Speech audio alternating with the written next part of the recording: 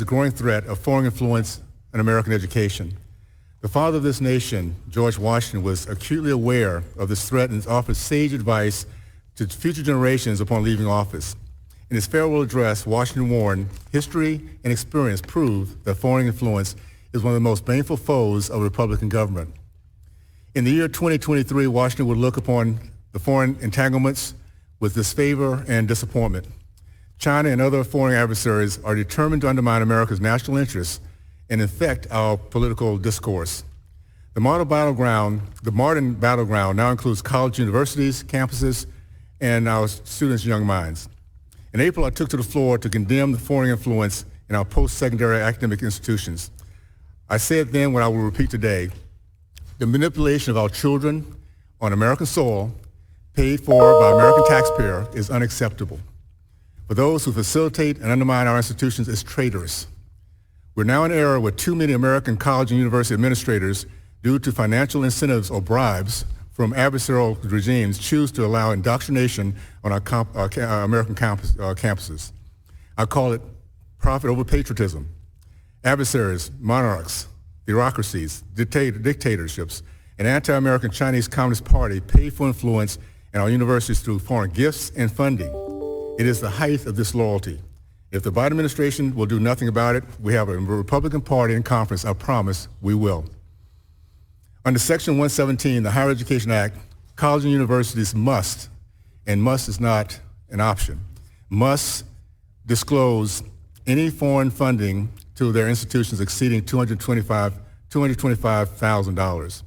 Yet in 2019, the Senate report found 70% of colleges choose to skirt, hide, and cheat so as not to be compliant with this law.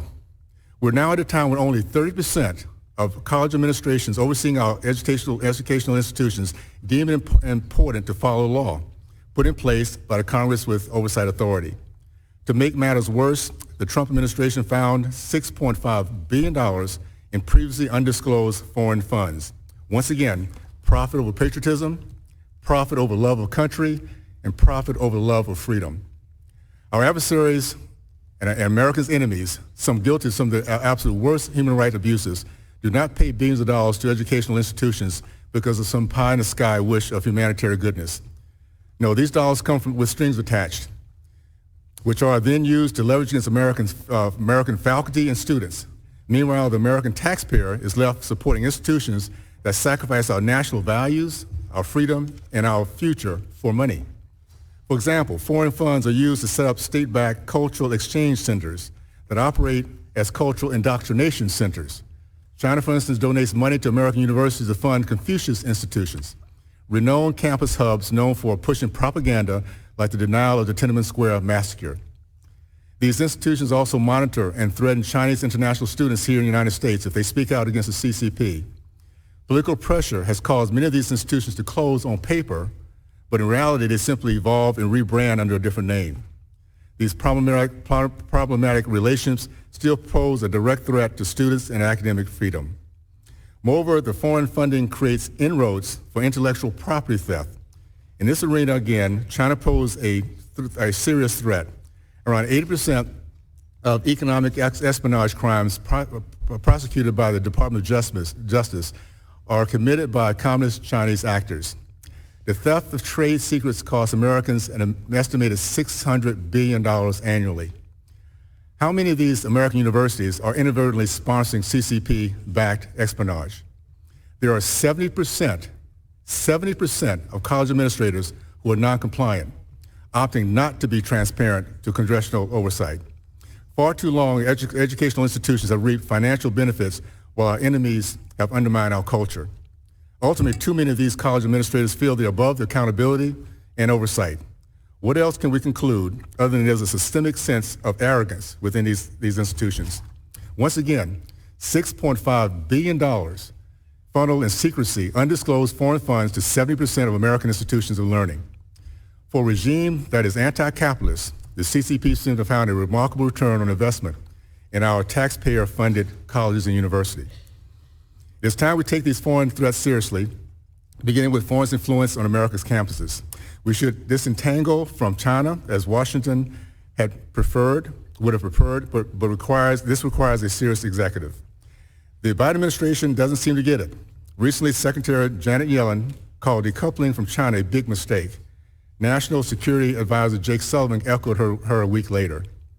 Biden's feckless Department of Education has yet to open not one single Section 117 investigation. The department talks on both sides of its mouth on this particular issue. The department blames Congress, saying that they are overwhelmed and lack funding.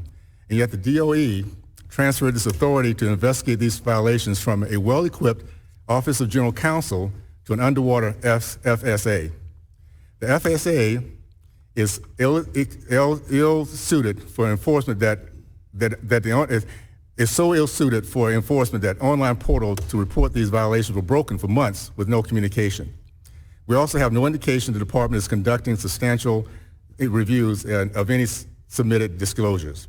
For those who are curious, what is the FSA? The Federal Student Aid.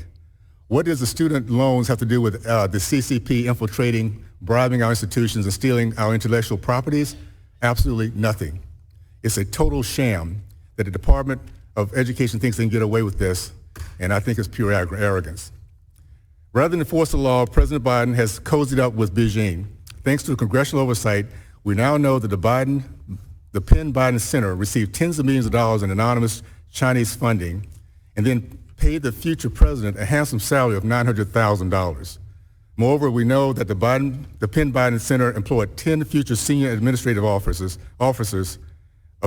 with salaries up to $208,000. Does this have anything to do with the administration's unwillingness to enforce Section 117? We're waiting to see how that works out. It appears that the Biden administration has purposely chosen to turn a blind eye. I can promise you this committee, with a Republican majority, will not. Freedom can only survive with transparency. The next reporting deadline for Section 117 disclosures is at the end of this month. This administration has just under 20 days to ensure that the America's colleges and universities, taxpayer-funded institutions, are not hiding foreign donations from public eye. For the sake of our republic and the millions of taxpaying Americans, we look for full transparency from these institutions. With that, I yield to the ranking member for her